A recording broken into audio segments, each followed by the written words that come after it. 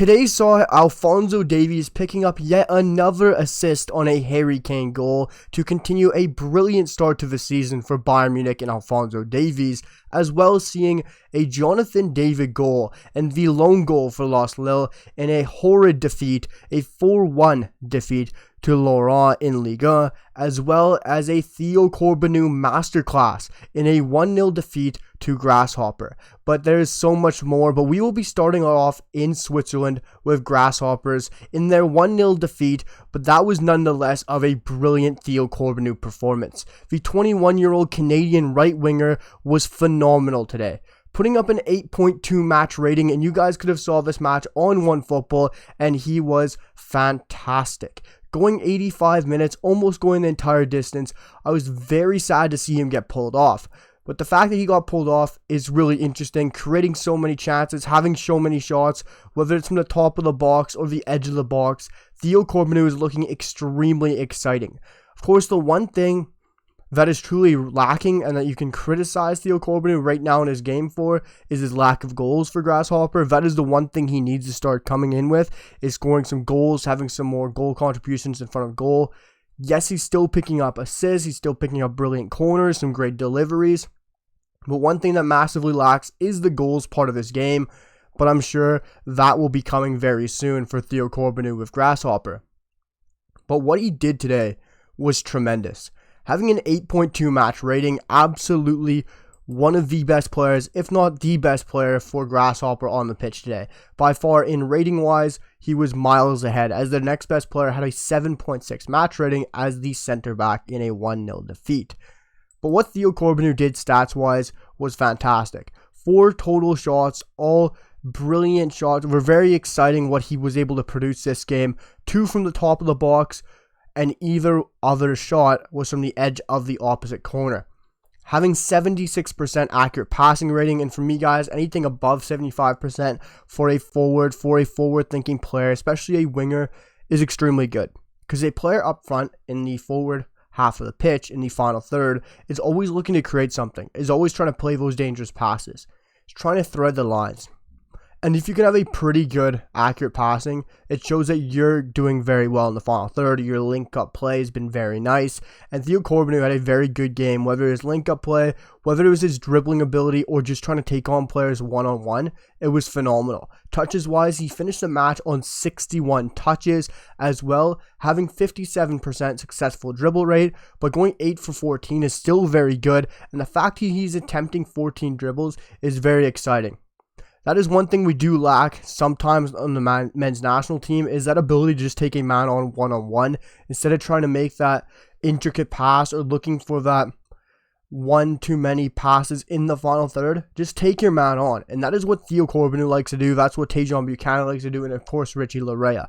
As Richie Larea also won a penalty last night in Vancouver's 3-2 win over Portland, but it's something that Theo Corbeanu loves to do, and you see it all the time. He did it when he does get called up for Canada. He takes that man on 1v1 and looks to always beat his man in the dribble. Not all the time. Sometimes he'll look for that nice pass. Sometimes he'll play a ball into the box. But Theo Corbeanu always loves to take his man on 1v1, just like Jayden Buchanan or Alphonso Davies does as well. And when he does do it, it's extremely exciting. But also defensively, working his socks off, going 11 for 19 in his ground duels, as well winning 3 fouls and having 7 recoveries. I want to talk about those 2 points right there. Winning 3 fouls and having 7 recoveries. Or 3 fouls won. It's extremely brilliant. It shows that his dribbling ability gets him in those positions. It shows he has those nice tricky feet, that nice footwork to throw a defender off and to win a foul and a free kick, whether that's in a crucial position, whether that's to take time off the clock, whether that's to slow a game down to get his team back into a nice position. Theo Corbeanu has that in abundance. To have that nice tricky dribble, to have those quick feet, to get himself off the pitch, and having a strong physical presence that he does as a winger is also very huge to win fouls, to move the ball up further up the pitch. And the way he does that is fantastic, and especially earning 3 fouls is brilliant. You bring that to the national setup. You're getting your side in dangerous positions.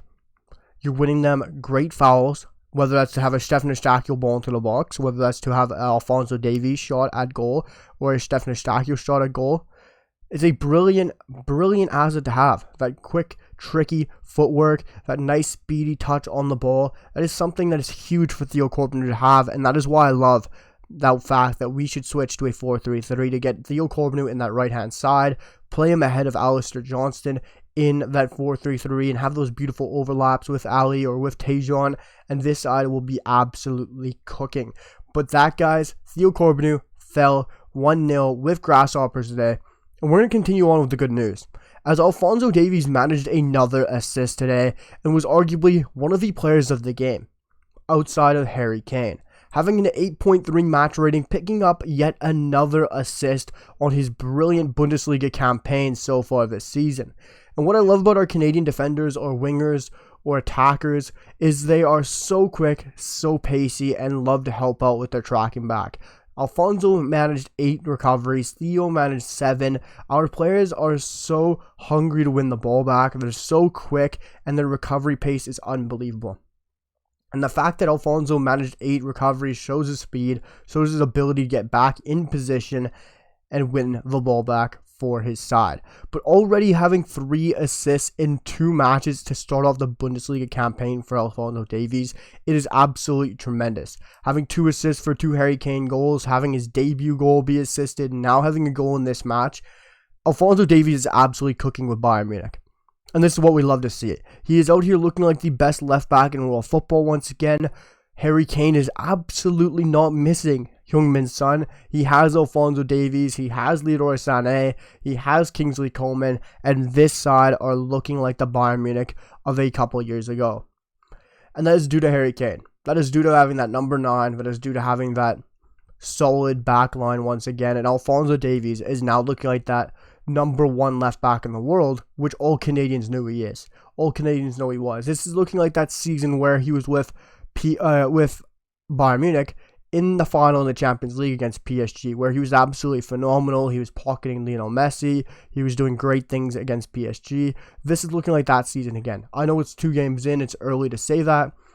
But the way Alphonso Davies is playing, the way he's carrying himself, the way he's looking on the pitch, the quick overlaps of Kingsley Coman, Leroy Sané, Serge Gnabry, that interchangeable front 3 behind Harry Kane, Alphonso Davies looking and playing like the best left back in world football once again. For me, I don't know who can compare to him. The argument before was Andy Robertson. Robbo ain't no Alphonso Davies anymore. He truly isn't. The Luke Shaw debate was up there. He ain't it either. I don't know who you can compare Alphonso Davies to. And if he keeps cooking on this level with Harry Kane, Serge Gnabry, Leroy Sané, this side is going to be unbelievably difficult to stop. With the pace, with the attacking threat, with that midfield 2 of the Leon Goretzka and Joshua Kimmich, this side is going to be extremely dangerous. And for me, Alphonso Davies 2 games in is already hitting best left back in the world form once again. But guys, moving on from that Bayern Munich victory today with that Alphonso Davies assist, we're back in Liga, where I'm going to have a video talking about Jonathan David very soon. I have to come out with a separate video, because Jonathan David is stuck at LOSC Lille. Looks like they're going to 100% price him out of the move, and it looks like he's going to be staying there all year. But they fell 4-1 to Laurent this match today, looking absolutely dreadful. They get the ball anywhere near the final third, and they are out of ideas. They're out of intuition, instinct, killer instinct, anything in that final third, any kind of creativity. This LOSC Lille side looks lost. Yes, Jonathan David did manage to score a goal for LOSC Lille to make it 2-1, and then very quickly, it was then led to be 3-1 and then 4-1 for SC Laurent. And it finished 4-1 SC Laurent to LOSC Lille 4-1, with Jonathan David scoring that lone goal, which ultimately didn't matter at all. And if you're a betting man, like you could be in the world of football, bet every match against LOSC Lille for the time being, because they look horrendous. Defensively, in the final third, or wherever on the pitch, this side looks lost. It looks absolutely lost and out of ideas. Paulo Fonseca worked magic with this team for the past couple of years, and I don't know how he's going to work magic with them right now. Haraldson was pulled off after 40 minutes, and the rest of that front 3, Zagrova, Yazici, They're out of ideas. They're looking for Jonathan David. They can't hit him on runs. He had one header in the first half that looked promising. The commentators even thought it looked promising. But when you're being basically manhandled and hugged from behind by the center back, and David makes a great work of it to get a header, that could have been a great chance, but it was deflected by the center back and out for a corner. He's making chances for himself. He really is. If it ain't coming from moments of brilliance from Jonathan David or a very nice intricate pass from a LOSC Lille attacker, that is very rare that it seems right now, or a penalty, Jonathan David is going to be in a horrid time for goals. And Ike Ugbo is coming for those striker positions at the rate that he's playing. I'm not saying Jonathan David is not the number one anymore. He definitely is. But I just don't see this LOSC Lille side doing anything dangerous. I still see Jonathan David bagging goals. But it's going to be very difficult for this LOSC Lille side with the lack of creativity up top. Like I said, guys, finishing 4-1 for them with a Jonathan David goal, it is not pretty against Laurent. But early this morning, you guys might have woken up and saw Ismael Kone get the start for Watford and get yanked after 46 minutes in a 1-0 loss to Blackburn Rovers. He was replaced by Imran Loza, probably, for me, their best center mid. Ismael Kone just hasn't been up to the races with Watford lately. The fan base isn't there with him. I would love to see him go to Udinese. And it's a very interesting time because he wasn't having a great match. 2 recoveries, dribble pass twice, 1 for 4 ground duels, 1, 0 tackles, 1, 35 touches, 87% pass accuracy, but yanked after 45 minutes. I was only able to wake up and watch some of this game. I wasn't able to watch the entirety of it. Missed most of it, Ismael Kone playing. But it was very unfortunate to see him only going 46 minutes. Very unfortunate. I'd love to see him get that transfer to Udinese. I think it's about time, or it's getting about that time for Ismael Kone to make that step up. I know the Watford fan base doesn't like what he's bringing. They don't see what he brings to the pitch anymore. But personally for me, Ismael Kone hasn't really been given that time to shine. He's been played out of position sometimes, asked to do a bit more than he's capable of. And he was placed with a very more so attacking-minded side today. Attacking-minded midfield. So it was a very difficult time for Ismael Kone. Getting pulled after 46 minutes is never good for any footballer, so it'll be very interesting to see how he can bounce back for this. I really hope he does and gets back in the starting lineup. I was very excited to see him starting today. It's huge for him. It's huge for his confidence, but getting pulled after 45 minutes doesn't help any footballer. Let me know what you guys think of Ismael Kone's time currently at Watford and what you guys made of his performance, if you guys managed to catch it all, because I most definitely, unfortunately, did not see the entirety of that match between Watford and Blackburn Rovers, where Watford fell 1-0 at home. But also moving on to another Canadian and a CPL graduate in Marco Bustos. Marco Bustos for IFK Varnamo took home a 0-0 draw and result in the Swedish First Division. And Marco Bustos started up top at the right wing position, pulled after 60 minutes-ish on the football pitch, and his side are not playing bad football. They're not in relegation battle, they're not really threatened, they're mid-table, sitting in 9th place. A win basically secures them around mid-table right now, and they can keep pushing. They're not hitting the Derek Cornelius looks of the Malmo FF, pushing for the top of the table, pushing for the Champions League spots, but Marco Bustos is still having a great year for his first season with IFK Varnamo since leaving the Canadian Premier League. That is another player who's left the Canadian Premier League and is still doing great things, going 61 minutes, having a 6.5 match rating. I've said it before, I would more so like Marco Bustos to drop back in the midfield, play maybe more of a 10 role, but if his side's playing more so with a flat 3 midfield, with those 2 holders or with a box-to-box, Marco Bustos is definitely more settled as a right winger. Ultimately, no matter what, it's great to see Marco Bustos starting game in, game out, game in, game out. Even if he's going 60 plus minutes, 65 minutes, 70 minutes, the more contributions, the more starting minutes, the better he will continue to play and the more he can continue to show himself at a good level like the Swedish First Division and top flight. We've seen it with Derek Cornelius, we've seen it with Scott Kennedy, we've seen it with players in Switzerland.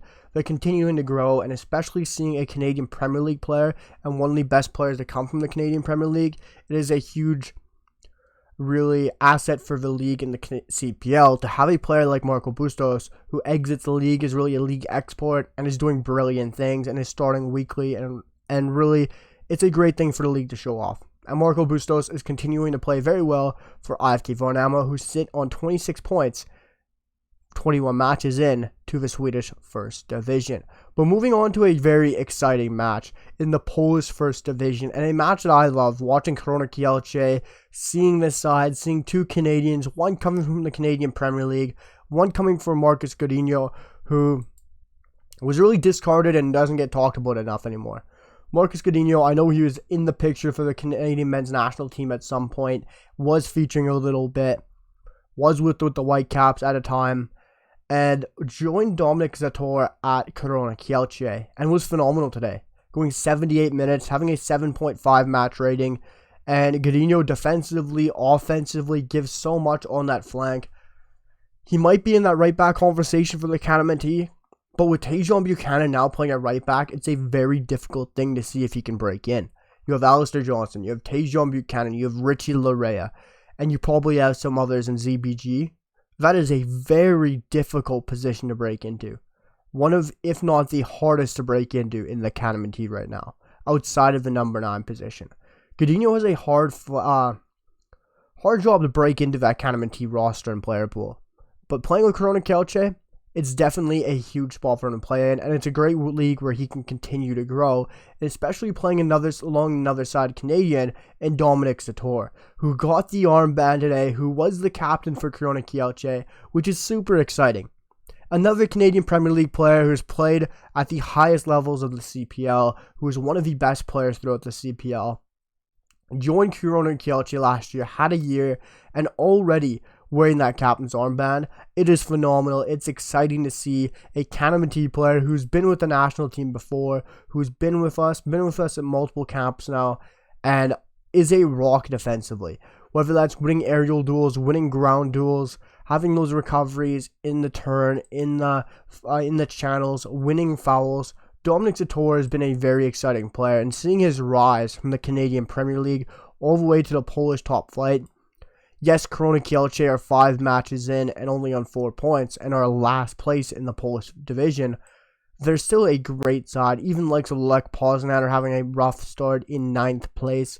But Korona Kielce are just an exciting side to watch if you're a Canadian football fan, especially if you want to watch some players who are just on the outside of the player pool or have a chance to jump in. It's a very exciting side to watch with 2 Canadians who are doing very good, playing on the same side on a back 4, right back, and a right-sided center back.